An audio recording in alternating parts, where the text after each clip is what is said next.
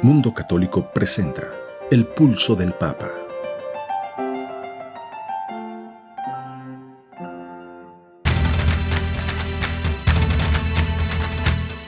El Pulso del Papa, desde Ciudad del Vaticano. Servicios informativos de Ver y Creer. La actividad pontificia y los acontecimientos de relevancia mundial, con enlaces directos a Radio Vaticana, CENI y Vatican Information Services. El Pulso del Papa, desde Ciudad del Vaticano. Servicios informativos de Ver y Creer.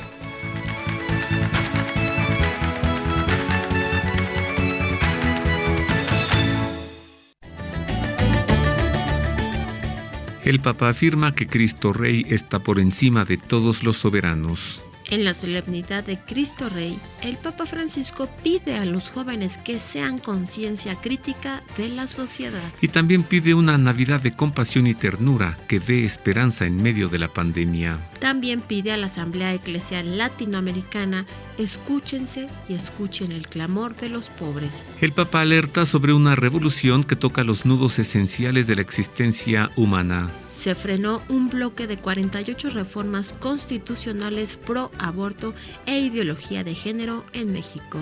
Sentencian a obispos y a sacerdotes por haber alentado voto católico. Esto es persecución, denuncia líder de la defensa de la vida y la familia en México. Nos quieren callar por decir la verdad en México, denuncia obispo de Cuernavaca. Obispos de Puerto Rico se solidarizan con los deseos de libertad del episcopado cubano. Estas y muchas noticias más aquí en El Pulso del Papa desde Ciudad del Vaticano. Servicios informativos de Ver y Creer.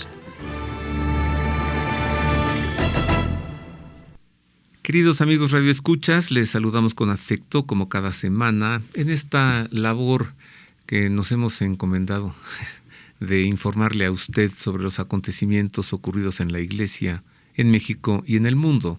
Hoy tenemos el gusto de acompañarle en la información Marisa O'Farrill y Roberto O'Farrill. En los controles operativos, Miguel Ángel Mejía. En la redacción, Ana Guadalupe Silvestre. Tenemos mucho que informarle, hay muchas noticias, así que comenzamos. Sea usted bienvenido a la información. Marisa, ¿estás lista? Sí, ya es listísima. Comencemos a conocer lo acontecido en la semana en el Vaticano y Europa. Sea usted bienvenido a la información.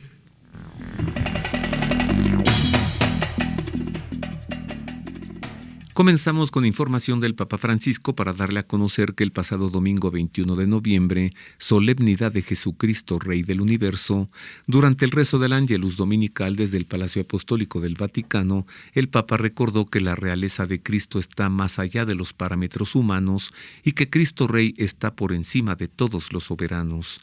En su enseñanza, el pontífice reflexionó sobre la imagen de Jesús delante de Pilato, mientras la multitud grita para que lo condene a muerte. El hecho es que la realeza de Jesús es muy diferente de la mundana. Mi reino, dijo a Pilato, no es de este mundo.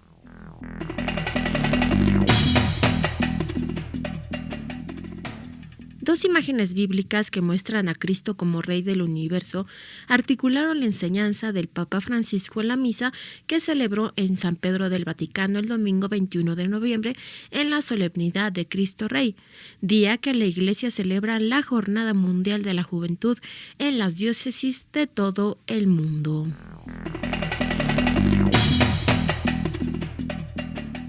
En más del Papa le informo que ha solicitado vivir una Navidad de compasión y ternura que dé esperanza en medio de las consecuencias de la pandemia de coronavirus que todavía causa gran sufrimiento en numerosos lugares del mundo. Así habló en la audiencia que concedió el pasado lunes 22 de noviembre a los participantes en el evento Christmas Contest, un concurso de canto que, en palabras del pontífice, da voz a los jóvenes, invitándoles a crear canciones inspiradas en la Navidad y sus valores.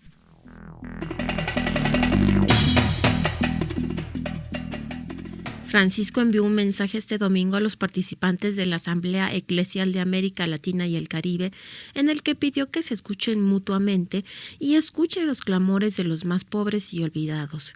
En una asamblea, el intercambio facilita escuchar la voz de Dios hasta escuchar con él el clamor del pueblo y escuchar al pueblo hasta respirar en él la voluntad a la que Dios nos llama.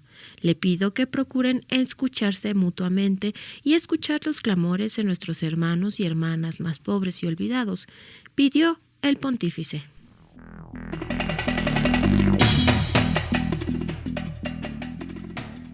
El Papa envió un video mensaje a los participantes de la Asamblea Plenaria del Pontificio Consejo para la Cultura que se está celebrando bajo el lema Hacia un humanismo necesario. En el video mensaje, Francisco dijo que la celebración de la Asamblea Plenaria de forma online es un signo de los tiempos que estamos viviendo.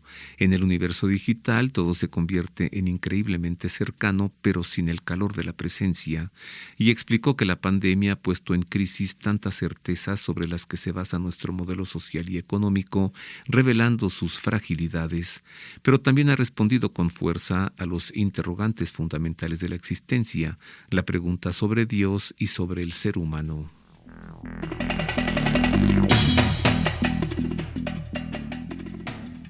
El pasado lunes 22 de noviembre, el Santo Padre entregó a los miembros del episcopado italiano un díptico con una imagen de Jesús Buen Pastor y las bienaventuranzas del obispo. El Diado Avvenire de los obispos italianos informó que el texto ha sido extraído de una homilía del arzobispo de Nápoles, Monseñor Domenico Battaglia. Este fue entregado por el Santo Padre a los prelados al inicio del diálogo con los obispos en el Elfirge Palace Hotel de Roma, donde se realizó hasta el 25 de noviembre la 75ª Asamblea General Extraordinaria de la Conferencia Episcopal Italiana bajo el lema Camino Sinodal de la Iglesia en Italia.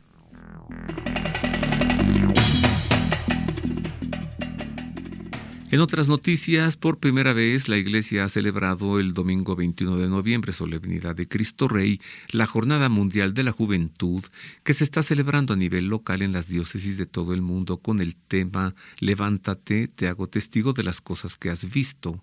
El Papa no quiso dejar pasar esta ocasión sin animar a los jóvenes a sentirse parte viva de la Iglesia. Al término del rezo del Ángelus, acompañado por 2 jóvenes italianos, desde la ventana del Palacio Apostólico del Vaticano, el pontífice se dirigió a los fieles reunidos en la Plaza de San Pedro y recordó: hoy, por primera vez, en la solemnidad de Cristo Rey, en todas las iglesias particulares se celebra la Jornada Mundial de la Juventud.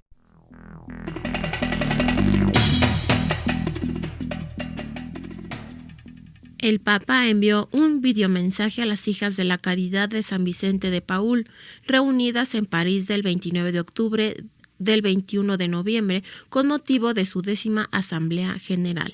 En su mensaje, el Santo Padre definió la congregación como una compañía de mujeres hecha para llevar el amor de Cristo a los pobres.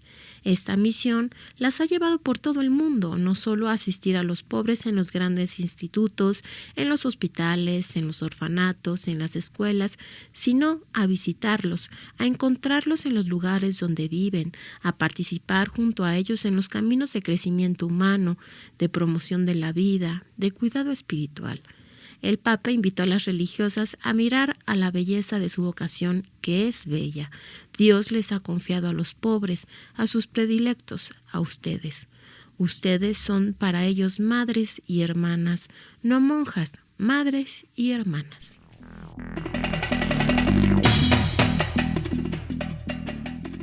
En más, del Papa ha enviado un telegrama tras el atropello masivo en el que fallecieron 5 personas y 40 resultaron heridos en Waukesha, Wisconsin, Estados Unidos.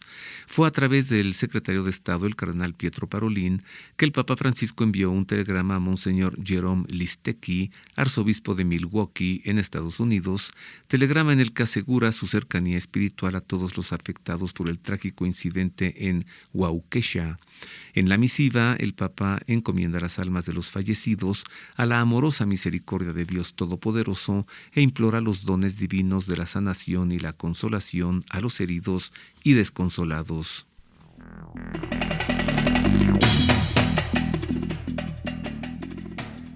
Al participar en la Asamblea Eclesial de América Latina y el Caribe, el cardenal Mark Ouellet, prefecto de la Congregación para los Obispos y presidente de la Pontificia Comisión para América Latina, aseguró que la sinodalidad debe orientarnos a compartir la buena noticia, más que al cambio de estructuras internas en la Iglesia Católica.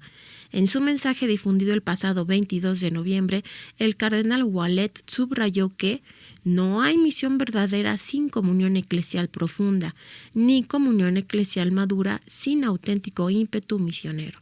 Por esto, la sinodalidad, que es como la dimensión dinámica de la comunión, debe orientarnos más ad extra, a compartir la buena noticia, y no tanto ad intra, es decir, a las estructuras intraeclesiales y los puestos de poder. Precisó.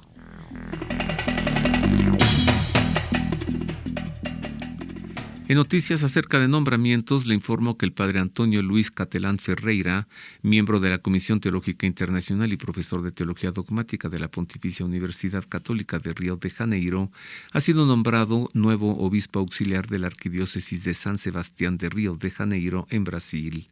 La Comisión Teológica Internacional tiene la misión, recordemos, de ayudar a la Santa Sede y de forma particular a la Sagrada Congregación para la Doctrina de la Fe en el análisis de las cuestiones doctrinales de mayor importancia y actualidad.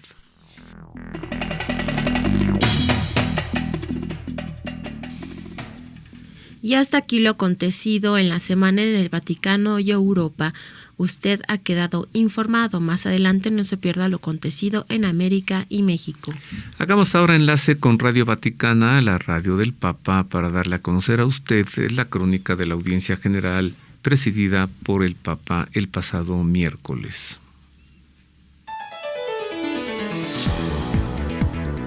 Radio Vaticana, la radio del Papa. Queridos hermanos y hermanas, proseguimos hoy con la segunda catequesis sobre San José, referida a su papel en la historia de salvación. Los evangelios, aun cuando dejan claro que José no es el padre biológico de Jesús, afirman que es su padre a pleno título. Su figura a través de las dos genealogías que recogen los evangelistas, Mateo y Lucas, evidencia cómo Jesús se hace presente en la historia y de ese modo da cumplimiento a la alianza de Dios con el linaje de Abraham y a la salvación de la humanidad. Además de este valor teológico, José se muestra como esa presencia cotidiana, discreta, escondida, que sostiene a Jesús y a María. En ambas imágenes nos enseña que nuestras vidas, como la de Jesús, están sostenidas por personas comunes que nos preceden y nos acompañan. Esos anónimos de la fe. Esas personas tejen con nosotros la historia de nuestra vida. Por esta razón, José no solo es el custodio de la Sagrada Familia, sino que también es el custodio de la Iglesia, prolongación del cuerpo de Cristo, y podemos encontrar en él el sostén, la intercesión y la guía en los momentos de dificultad. Saludo cordialmente a los fieles de lengua española.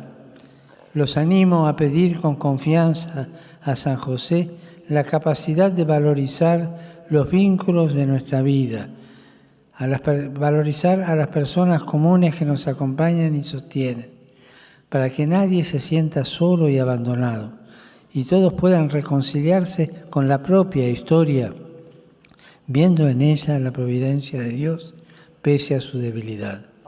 Que el Señor los bendiga. Muchas gracias.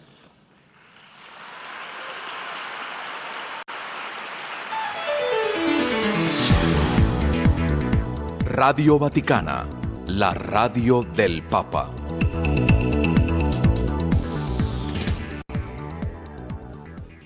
Y hasta aquí las palabras en español del Santo Padre en la audiencia general. Ahora es momento de ir a un corte, pero regresamos con más. Regresamos también para hablar sobre el Adviento, pues este domingo inicia el Adviento y tendré el gusto de conversar con el Padre Eduardo Mesa acerca precisamente de el Adviento, tiempo de espera en el Señor. Una pausa y volvemos con esto. Queremos conocer su opinión. Contáctenos en nuestro correo electrónico elpulsodelpapa@vericreer.com. Ya estamos de regreso, queridos amigos, en los servicios informativos de Ver y Creer. Como este domingo inicia el Adviento, el Adviento, un tiempo litúrgico que se extiende durante 4 semanas previo a la Navidad, y el Adviento, un tiempo en el que celebramos que Cristo vino a nosotros en Navidad, pero también que nos hace recordar que Cristo ha de venir en su parucía, y por ello estamos constantemente en un Adviento permanente. Y un tercer Adviento, que es pues que Cristo viene a nosotros continuadamente, todos los días de nuestra vida, hoy, al rato, hace un momento. Cristo sigue viniendo. Así que voy a conversar con el padre Eduardo Mesa en torno al Adviento. Pero antes, Marisa, háblanos de lo que mueve el Adviento. Claro que sí. El espíritu del Adviento.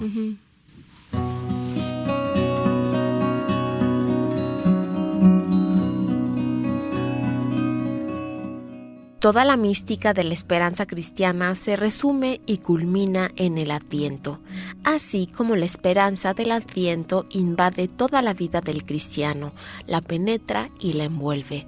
El Adviento es un tiempo litúrgico en el que se celebran 3 advenimientos de Cristo: el que ya sucedió en la noche de Navidad, el constante y permanente de todos los días, pues el Señor sigue viniendo a nuestra historia, y el pendiente que ocurrirá en el futuro con el retorno de Cristo en su parucía.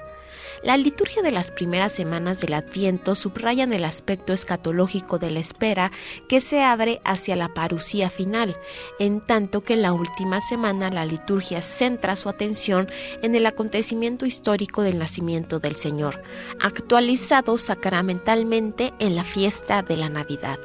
La liturgia del Adviento se abre con la visión apocalíptica de los últimos tiempos a fin de atender la edificación de un mundo mejor, más justo y pacífico, que vaya madurándose y preparándose positivamente a su transformación definitiva y total al final de los tiempos.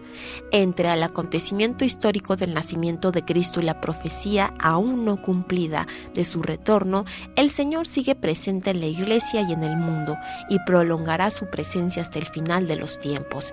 Cristo está presente, pero su presencia no es aún total ni definitiva hasta que suceda la reconciliación universal al final de los tiempos. Así, el Adviento nos sitúa entre el ya de la encarnación y el todavía no de la plenitud escatológica. La vivencia histórica del Adviento se nos presenta en 3 personajes: el profeta Isaías, que medita la espera del rey Mesías; Juan Bautista, cuyas palabras de invitación a la conversión cobran actualidad para nuestro tiempo; y la Virgen María, Madre de Dios, en quien culmina y adquiere una dimensión maravillosa toda la esperanza mesiánica. En el Adviento, la espera continúa hasta el final de los tiempos, y hasta entonces Isaías, Juan Bautista y la Virgen María seguirán siendo los grandes modelos de la esperanza, y en ellos seguirá expresándose el clamor de la humanidad ansiosa de Dios. Ah, qué conmovedor el espíritu del Adviento. Gracias, Marisa. De nada. Profundicemos en este tema, pues ahora recibo al padre Eduardo Mesa, presbítero. Bienvenido, padre Eduardo. Muchas gracias, Roberto. Gracias por la invitación. Siempre invitado. Oh, muchísimas gracias. Hoy inicia el domingo, que no es la Navidad todavía. No, todavía no. Curiosamente, pues ya asociamos todo este tiempo con Navidad porque ya ponemos signos como el pino, como el nacimiento, como ese tipo de cosas, ¿no? Pero concretamente es más bien un tiempo de preparación para la Navidad. Es también Año Nuevo. Hoy es Año Nuevo litúrgico. Claro, es cierto. Hoy comienza el nuevo año litúrgico. Exactamente. El nuevo año litúrgico que pues comienza el primer domingo de Adviento y termina en la última semana del tiempo ordinario, en la semana 34. Si recuerdas, el domingo pasado celebramos a Cristo Rey. Claro. Como la cereza del pastel. Y con Cristo Rey termina el año litúrgico. Y con el primer domingo de Adviento inicia el nuevo año litúrgico. Exactamente. Un muy buen liturgista, que actualmente es el obispo de Culiacán, nos decía alguna vez aquí, precisamente en este programa, decía, es que no hay un Adviento, son 3 Advientos los que celebramos, 3. Exactamente. Si ponemos atención a las lecturas de hoy, quienes ya fueron a misa, a lo mejor en la mañana o que ya van a ir en la tarde, pues se van a dar cuenta que las lecturas no hablan pues de cuando Jesús se encarnó o el camino hacia Belén. Hoy, curiosamente, las lecturas hablan acerca de los últimos tiempos, en el momento en el que vendrá el Hijo del Hombre, en el momento en que pues este mundo dejará de existir para comenzar el nuevo mundo que Dios tiene preparado para todos los que sean, o Dios quiera, seamos juzgados dignos de Él. Viene Cristo en su parusía, así se llama, ¿verdad? La parusía, exactamente. Entonces, de estos 4 domingos de Adviento, tenemos, por decirlo así, 2 domingos escatológicos que nos hablan de una venida de Cristo que ha de ocurrir, sí, y 2 domingos que nos hablan de la venida de Cristo que ya ocurrió en la Navidad. Así ¿sí? es. Esos 3 advientos que menciona este gran liturgista Jonás Guerrero. El obispo Jonás, sí. Bueno, hablan acerca, en primer lugar, de la espera que se tenía desde el principio de los tiempos del Salvador, que pues ya todos sabemos que es Jesucristo, el Señor. Curiosamente, ya desde los primeros pasajes de la Sagrada Escritura se habla acerca de esta espera, de esta promesa. Si recordamos, en el pasaje cuando se cometió el primer pecado, el pecado original, y nuestros primeros padres pues fueron expulsados del paraíso, primero pues fue la reprimenda para la serpiente. Todavía ni siquiera empezaba la reprimenda para Eva y para Adán, cuando ya Dios estaba prometiendo tácitamente que iba a enviar un Salvador, en ese pasaje conocido por los biblistas como el protoevangelio, cuando le dijo a la serpiente, pondré enemistad entre ti y la mujer, entre su descendencia y la tuya. Curiosamente, el artículo, el pronombre más bien, habla acerca de un ser masculino. Él te pisará la cabeza, sí, refiriéndose al descendiente, sí, de la mujer, anunciando ya que de una mujer nacerá el Salvador para toda la humanidad.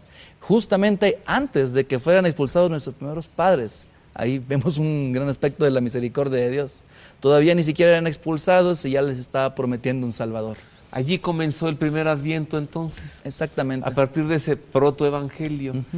Sabemos, Padre Lalo, que la Cuaresma es el tiempo de la conversión y que el Adviento es un tiempo de espera. Sí, pero si mientras estamos esperando no nos convertimos, ¿de qué nos vale esperar, no? De hecho, pues Juan Bautista es el precursor, el que anda enderezando los caminos para que venga el Señor, rellenando los valles, allanando los montes, para que venga el Señor, para que pueda ser recibido, pueda ser reconocido. Recordemos que pues no muchos reconocieron a Jesús, lo dice el Evangelio de San Juan, la luz vino a las tinieblas y las tinieblas no lo reconocieron. San José también es un personajazo del Adviento, ¿no? Él también está esperando que nazca el niño. Claro, y pues es un modelo de espera, porque no es una espera pasiva y nada más esperando a ver a qué horas nace. No. Él estaba proveyendo a la familia. Él estaba guiando a María hacia, pues, una mujer embarazada de 9 meses batalla mucho, hacia un lugar tan lejano. Él incluso, pues, cuánta valentía no debió haber tenido y cuánta decisión para que después de haber escuchado de parte del ángel, oye, pues váyanse a Egipto porque viene Herodes a matar al niño, vámonos. Qué valentía la de José, la verdad. Sí, sí, qué hombre, ¿no? Como además él espera a un hijo que no es un hijo suyo. Exactamente. Pero está esperando a quien es hijo de Dios y a quien es hijo de su esposa. Exactamente. Y todo también por obediencia. Porque en un principio, pues él, quizás sin creerle a María, pero por el amor que le tenía, decidió repudiarla en secreto para que no fuera a ser castigada por haber quedado embarazada antes del matrimonio, como era en aquel entonces. Por ese amor decidió repudiarla en secreto, pero después de escuchar que el ángel le decía, es un hijo de Dios y tú vas a cuidar de él y tú le pondrás por nombre Jesús, obediente a la voluntad de Dios, independientemente pues de todo lo que le pudieron haber dicho sus compañeros, que sabemos que pues a veces somos, pues como decimos en el norte, muy carrilleros, tiramos mucha carrilla. Y aún así, él soportando todo eso, por amor a María, por amor a Dios y por amor al Hijo de Dios, que él también lo asumió como suyo en la práctica y en la crianza, decidió hacer a un lado cualquier prejuicio y cualquier cosa para amar a María, amar a Jesús, amar a Dios, amando a Jesús también. ¿Cuánto nos dice el Adviento y cuánto tenemos que vivir en este Adviento? Mire, yo de veras voy a buscar un borreguito allí y le voy a poner mi nombre, de verdad. Yo termino este programa y voy a eso, ¿no? A ver qué tanto antes de la Navidad me acerco o qué tanto me distancio de ese pesebre. Y para algo así también nos funciona la corona de Adviento. Que no sea un decorado de la casa, Padre Lalo. Sí, claro. O sea, qué bonita se ve la casa con la corona y olvidada, ¿no? Los signos son muy importantes, precisamente porque significan algo. Si, por ejemplo, yo voy manejando y veo que hay una luz roja prendida enfrente de mí, yo sé que me tengo que detener. No me está diciendo alguien, oye, detente, ¿no? Esa luz roja significa detente, o la verde significa pues síguele. Y los signos que nosotros tenemos apuntan a realidades superiores, a realidades que no podemos tener aquí en las manos, pero que nos recuerdan a eso. Nos recuerda que comienza ese camino, lo que se decía ahorita, la eternidad de Dios, etcétera, etcétera. Y pues es hermoso conocer esta simbología, es hermoso aplicar en nuestra vida lo que significa esto, la espera, la preparación, lo que platicamos ahorita también, digo, no estamos hablando de Cuaresma. Y en el tiempo de Adviento, esa espera continua por la llegada continua de Cristo a nuestras vidas es también muy importante. Todo apunta al Señor, ¿verdad, Padre Lalo? Todo. Pues Él es alfa y omega, principio y fin de todo. Sin Él nada puede existir, sin Él nada pudo haber comenzado a existir y hacia Él confluyen todas las cosas. Si la Eucaristía, por ejemplo, es fuente y culmen de la vida de la Iglesia, es porque pues, es Cristo. Si la Eucaristía fuera otra cosa, pues no sería fuente y culmen, pero como es Cristo, es la fuente de toda la actividad de la Iglesia y es hacia donde confluye todo, hacia donde tiene que apuntar todo, hacia Cristo. Y pues qué mejor presencia de Cristo que la presencia real en la Eucaristía. Claro. Mira, hablando del Adviento escatológico, ¿no? O el Adviento que se refiere a Cristo, que ha de venir y que estamos esperándolo, me parece que se ha contaminado con cierto temor por pensar que Cristo viene pero a destruir a la humanidad. Y no hay nada del Señor que nos venga para nuestro mal. Exactamente. Y entonces como que parece que eso se hace a un lado y mejor hablemos de la Navidad que ya viene. ¿Tú qué dirías? Pues de la Navidad que viene estamos preparando nuestros corazones para que podamos recibir a Jesús, para que nazca en nuestros hogares, para que tanto de los más pequeños, los más grandes, en todos, podamos recibir a Jesús.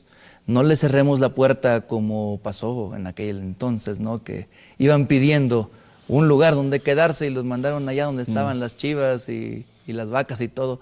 No, pues el lugar de honor, el lugar de preferencia, el lugar más especial, es el que debe ocupar Jesús en nuestros corazones. Y de este Cristo que ha de regresar, de lo que tenemos que estar pendientes.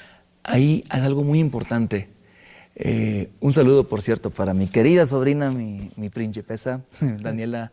Ella decía algo muy bonito que nos encantaba cuando estaba chiquilla. Ella decía, oye, tío Lalo, es que yo ya me quiero morir, porque ya quiero ver a la Virgen María. Muero porque no muero. Exactamente, Santa Teresa. O sea, si nosotros dejamos de ver el fin del mundo como una destrucción de todo y un sufrimiento, y si lo pasamos a ver como el momento de encuentro con Dios, ni siquiera nos va a dar miedo la muerte, ni siquiera nos va a dar miedo la parucía cuando Jesús venga al final de los tiempos. Al contrario, lo vamos a estar ansiando. Caray, repetimos hasta el cansancio, pues que queremos que venga a nosotros tu reino. Lo decimos Sí. pues todos los días, los que rezamos el rosario de perdido 5 veces, ¿no? En cada Padre Nuestro. O sea, es la venida de Jesús que viene no a destruir o a aplastar, sino a levantar. Es el cumplimiento de esas profecías. Levanten la cabeza, ya está próxima la salvación, ya está próximo el día de la liberación. ¿Cómo no estar felices en ese día de la liberación? Hablemos ahora del Adviento en el que estamos, del retorno de Cristo, ¿no? Profecías que apuntan hacia eso. San Pablo lo dice, si en algo tenemos que creer es que Cristo murió y resucitó y que ha de regresar. Pero también están las postrimerías, Padre Lalo. Sí, pues recuerdo que pues, en el seminario lo aprendemos en el Tratado de Escatología. Las postrimerías son las realidades últimas del ser humano, es decir, muerte, juicio y pues el destino final que enfrenta uno dependiendo del juicio y de su resultado, ya sea infierno, purgatorio o gloria. Y también una postrimería más es el juicio final. Es decir, cuando nosotros morimos, enfrentamos un juicio particular en el cual pues son sopesadas nuestras acciones, obviamente pues con el enfoque de la misericordia de Dios. Pero a final de cuentas, en la medida en que nosotros hayamos abierto el corazón a la misericordia, en esa medida recibiremos misericordia. Sean misericordiosos para recibir misericordia. Y también, ese es el juicio particular. Ya pues dependiendo del resultado, pues es infierno, purgatorio o gloria. Si alguien pues entra directo a la gloria, pues qué padre, ¿no? Digamos que la mayoría, la inmensa mayoría, pues el destino es el purgatorio, porque pues tiene que haber un rechazo total, pertinaz y al pecado. Más bien hacia Dios, para que pues de plano uno sea condenado, ¿no? Si hay al menos un asomo de arrepentimiento, aunque sea al final de la vida, pero una intención, aunque sea mínima, sincera, de recibir el perdón de Dios, pues el perdón se va a recibir. Solamente que pues hay que pasar por un tiempo de purificación para que se expíen los pecados y sobre todo, que es el principal objetivo del purgatorio, se salde la pena merecida por los pecados.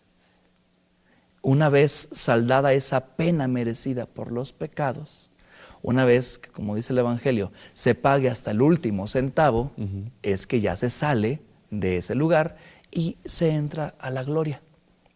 Hay gente en el infierno, pues muy probable que sí, porque pues ha de haber habido muchas personas, esperemos que no sean tantas a lo largo de la historia, que rechazaron pertinazmente a Dios, aún conociéndolo y todo eso, y ellos mismos se excluyen de la salvación. No es que Dios los condene, sino que en el momento que alguien rechaza la misericordia de Dios, Dios respeta la decisión de la persona y pues no quieres que te cubra con mi misericordia, pues respeto tu decisión, nada más que pues tú sabes qué va a pasar.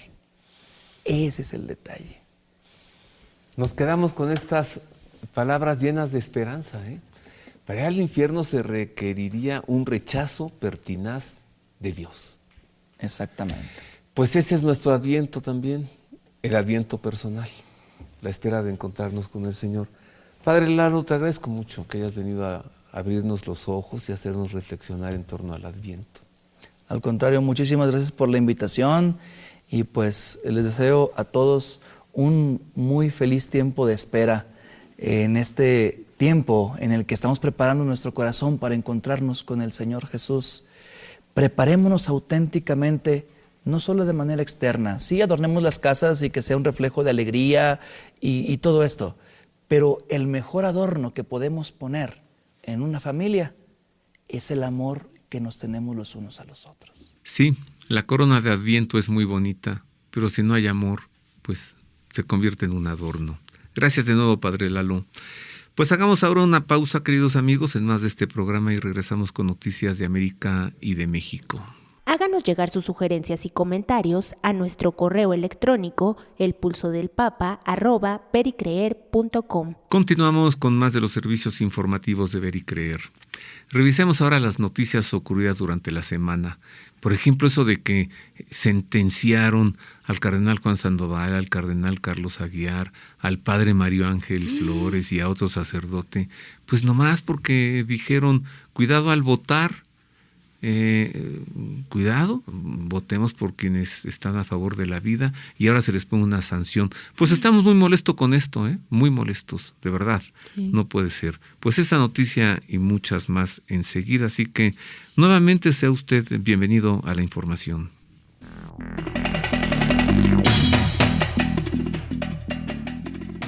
El bloque de 48 reformas constitucionales pro aborto e ideología de género acumulados en el dictamen de Igualdad Sustantiva y Género fue frenado este 23 de noviembre en la Comisión de Puntos Constitucionales de la Cámara de Diputados del Congreso de la Unión, órgano legislativo federal de México.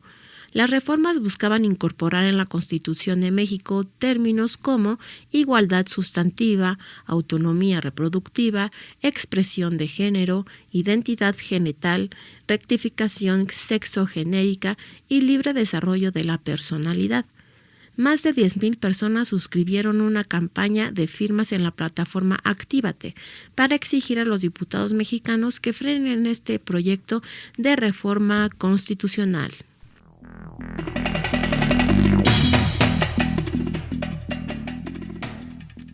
En más información, un líder de la defensa de la vida y la familia en México denunció que la reciente sentencia contra 2 cardenales, un obispo y 2 sacerdotes por alentar el voto católico y provida es una persecución que busca relegarlos como si fueran ciudadanos de segunda. En un video publicado el 21 de noviembre, el presidente del Frente Nacional por la Familia, Rodrigo Iván Cortés, señaló que esta persecución que se hace de estos líderes espirituales, cardenales, obispos, sacerdotes, valientes, bien fundamentados, comprometidos, es porque quieren callar la voz de todos los ministros de culto en México, e indicó que estos ministros de culto católicos no solo merecen todo el respeto, sino que tienen mi profunda admiración, así lo dijo.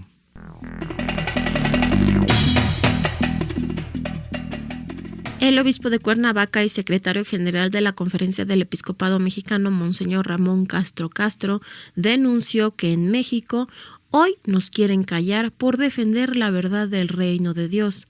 Con ocasión de la solemnidad de Cristo Rey que la Iglesia Católica que se celebró el domingo 21 de noviembre, Monseñor Castro Castro alentó a estar muy atentos porque debemos defender la verdad del reino de Dios. Hoy nos quieren callar por defender esa verdad. Seamos verdad, coherentes y vivamos en la libertad del Evangelio, escribió en su cuenta de Twitter.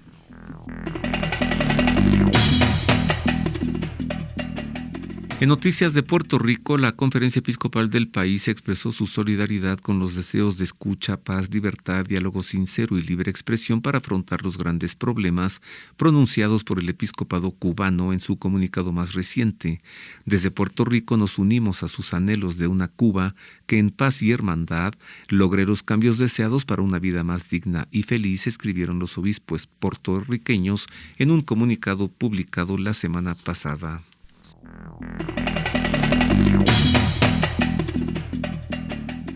El presidente de la Conferencia Episcopal de Colombia, Monseñor Luis José Rueda Aparicio, señaló que a 5 años de los acuerdos de paz firmados entre el Estado y las FARC, aún existen algunas periferias del país donde impera el narcotráfico que financia la guerra.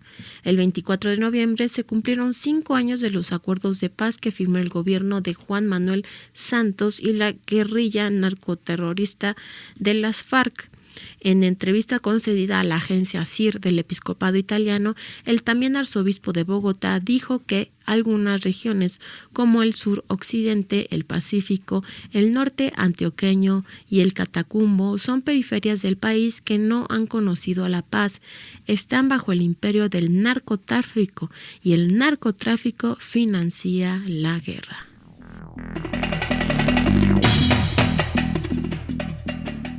En noticias de Bolivia, la Conferencia Episcopal del país informó que un artefacto explosivo fue detonado en la madrugada del miércoles 24 en las afueras de la sede ubicada en La Paz. A través de un comunicado, la Secretaría General de la Conferencia Episcopal Boliviana precisó que el artefacto fue colocado en la puerta del edificio del episcopado.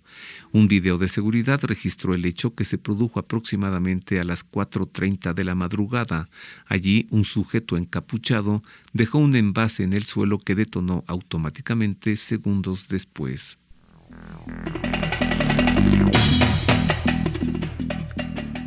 Para adaptarse a las medidas sanitarias impuestas debido al COVID-19, la Marcha por la Vida en Fortaleza, en Brasil, llegó a su 13ª edición con un cambio de formato que consistió en visitar 7 instituciones de apoyo a personas en situación de vulnerabilidad del 22 al 24 de noviembre.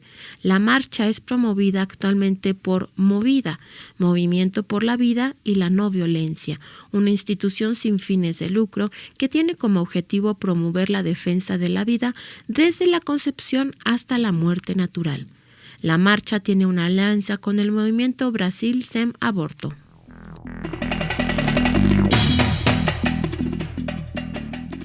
Ahora, en información de Colombia, le doy a conocer que el pasado martes 23 de noviembre la Corte Constitucional del país revocó la sentencia de censura contra la influencer Erika Kika Nieto, a quien un tribunal inferior le ordenó retirar un video de redes sociales en el que expresó sus creencias cristianas en favor del matrimonio entre hombre y mujer.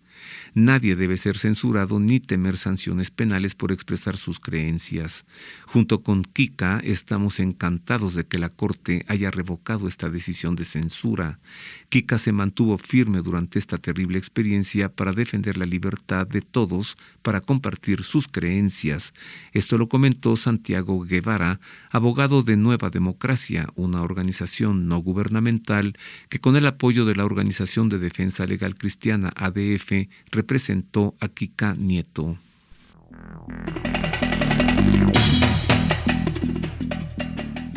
Un sacerdote, feligreses y escolares católicos resultaron heridos el domingo cuando una camioneta atropelló a los participantes de un desfile de Navidad en Waseca, Wisconsin, informó la Arquidiócesis de Milwaukee en los Estados Unidos. Nuestras oraciones están con las personas que resultaron heridas y murieron durante el trágico incidente en Waseca, dijo la directora de comunicaciones de la Arquidiócesis, Sandra Peterson.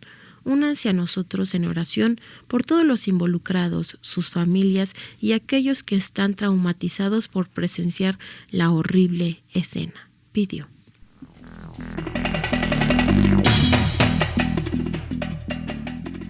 En información procedente de Haití, le doy a conocer que la agencia de ayuda humanitaria Christian Aid Ministries informó que fueron liberados 2 de los 17 misioneros cristianos secuestrados hace más de un mes por una banda armada allí en Haití.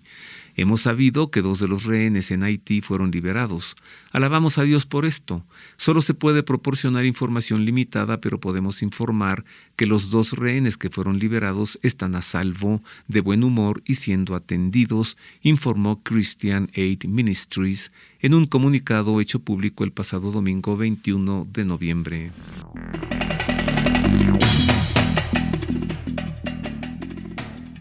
El rector de la Misión Católica Polaca en Argentina, el padre Jorge Jacek Tuarog, informó que el domingo 21 de noviembre fue robada la reliquia de San Juan Pablo II que se encontraba en la Basílica del Santísimo Sacramento de la ciudad de Buenos Aires.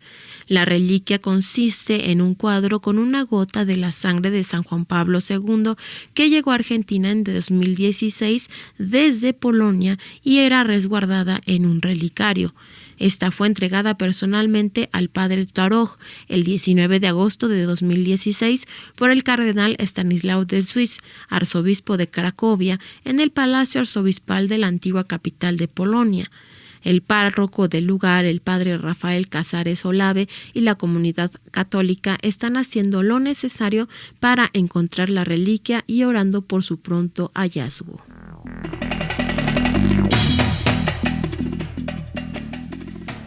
Y Y hasta aquí la crónica de los sucesos ocurridos durante esta semana en América y en México. Usted nuevamente ha quedado bien enterado. Y ahora escuchemos, como cada semana, el editorial, que hoy tiene como título Santa María Magdalena en San Martín Texmelucan.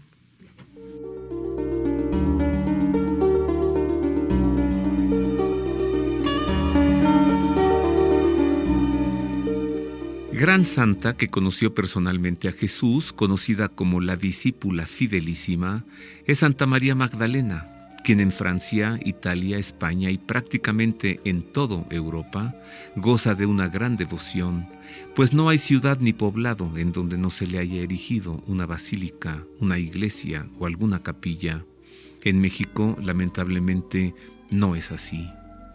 En efecto, en México a Santa María Magdalena se le conoce poco, y lo poco que de ella se conoce surge de deleznables leyendas que parecen gozarse en calumniar su personalidad. Son pocas, muy pocas las iglesias que en el territorio mexicano han sido edificadas en memoria suya, una ausencia que ha provocado que prácticamente no reciba culto en México y que el día 22 de julio de cada año pase inadvertida su memoria litúrgica. Por ventura, en la localidad poblana de San Martín Texmelucan se localiza desde 1661 un bellísimo convento que fue erigido bajo el patronazgo de Santa María Magdalena, San Francisco de Asís y la Inmaculada Concepción de María, actualmente habitado y atendido por frailes franciscanos, aunque sus fundadores fueron los frailes dieguinos de la Orden de San Diego, que tuvo sus orígenes en las reformas promovidas por San Pedro de Alcántara bajo la advocación de San Diego de Alcalá, rama de la Tercera Orden franciscana, cuyos primeros frailes llegaron a Nueva España en 1576 con el propósito de formar misioneros para Filipinas. Este convento, dedicado a María Magdalena, honra su memoria ya desde la fachada de la iglesia, que decorada en mampostería, sobre el portal de acceso enmarcado por cantera presenta un nicho que contiene la escultura de Magdalena bajo la ventana del coro. En lugar de torres, una espadaña hace repicar sus 5 campanas. Al interior la iglesia es de planta basilical en forma de cruz latina de una sola nave decorada con estuco y piedra aparente, con techo de bóveda de cañón y de bóvedas de pañuelo, con la gran cúpula sobre el crucero central. El retablo principal presenta en la parte superior a la Santísima Trinidad con la Virgen Inmaculada, a Cristo crucificado y al centro una hermosa escultura en madera de Santa María Magdalena entre San Francisco y Santo Domingo. A ambos lados del presbiterio, 2 grandes lienzos ilustran momentos de la vida de San Francisco. La nave de la iglesia presenta varios retablos y altares laterales, todos de estilo barroco. La mayor parte de las pinturas son obra de Pedro Rafael Salazar, otras de Juan de Villalobos y una de ellas en la capilla lateral de Esteban Murillo. Esta capilla, dedicada hoy al Santísimo Sacramento, originalmente fue la capilla de la Tercera Orden. El órgano de finales del siglo XVIII es de una particular belleza por la talla en madera de su caja, decorada con sirenas y ángeles, y sostenida por 5 titanes bajo su balaustrada. El claustro del convento, cuadrangular y de doble arcada, ofrece un ambiente de paz, que con su fuente revestida de talavera poblana y rodeado por bugambilias, invita al silencio. Algunas tradiciones refieren que Santa María Magdalena fue vecina de la ciudad de Magdala, en Galilea, razón de su apelativo gentilicio Magdalena, que era hermana de Lázaro, a quien Jesús milagrosamente revivificó al cabo de 4 días de haber muerto, y que de joven fue secuestrada y vendida en el mercado de esclavos, donde la compró un oficial romano, que luego de algunos años le concedió la libertad. De vuelta a Magdala para reunirse con sus hermanos Lázaro y Marta en la ciudad de Betania, fue rechazada por los vecinos que la consideraron mujer impura. Al paso de los años, conoció a Jesús, se hizo discípula suya y pudo regresar a casa a vivir con sus hermanos. Los evangelios refieren que el Señor expulsó de ella 7 demonios, que atendió a Jesús y a los discípulos, que permaneció firme junto a la cruz cuando Jesús murió y que fue la primera en recibir el anuncio de la resurrección. Una antigua tradición sostiene que partió a Provenza, hoy Francia, junto con sus hermanos Lázaro y Marta en compañía de Zaqueo, donde juntos evangelizaron la región francesa, y que poco antes de su muerte fue trasladada milagrosamente a la capilla de San Maximino en Borgoña, donde murió y fue sepultada por el mismo San Maximino. Actualmente sus restos reliquia se veneran en el mismo sitio, el convento dominico de Saint-Maximin. En México, al peregrinar a San Martín Texmelucan, es posible recordar a esta gran santa y pedirle que nos despierte por el Señor un amor tan grande como el que ella tuvo por él.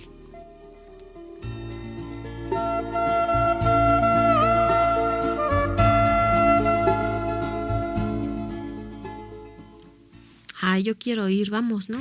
Sí, vamos a ese convento de Santa María Magdalena en San Martín Texmelucan, lo recorremos todo barroco, es bellísimo, y luego nos cruzamos la calle y nos comemos unos tacos árabes en la Oriental. Sí, qué ¿vamos? Delicia, sí, con claro jocoque sí. Y cebollas al vapor. Y ¿sabes qué? Muy cerquita del convento está la hacienda San Antonio Chautla, que fue del obispo Eulogio Guilou Zabalza, quien era obispo de Oaxaca. No, esa es una zona santa. Y muy cerca el santuario basílica de San Miguel Arcángel, No, pues sí. que se apareció allí en 1631 para acabar con una infestación demoníaca. Sí. Y por eso Puebla se llama Ciudad de los Ángeles.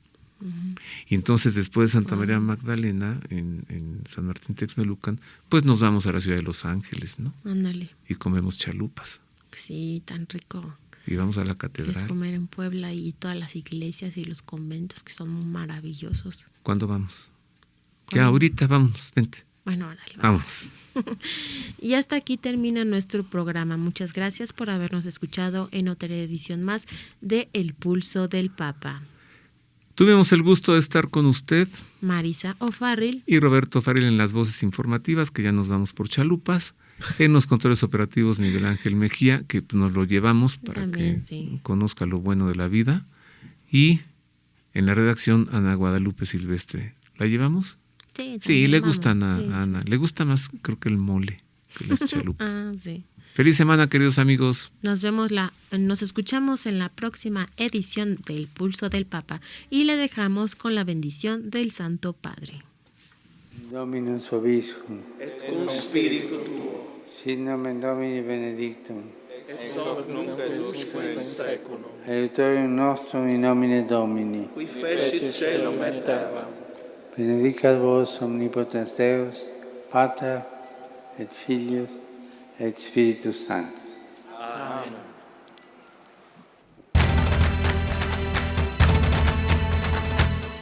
El Pulso del Papa, desde Ciudad del Vaticano. Servicios informativos de Ver y Creer. La actividad pontificia y los acontecimientos de relevancia mundial, con enlaces directos a Radio Vaticana, CENIT y Vatican Information Services. El Pulso del Papa, desde Ciudad del Vaticano. Servicios informativos de Ver y Creer.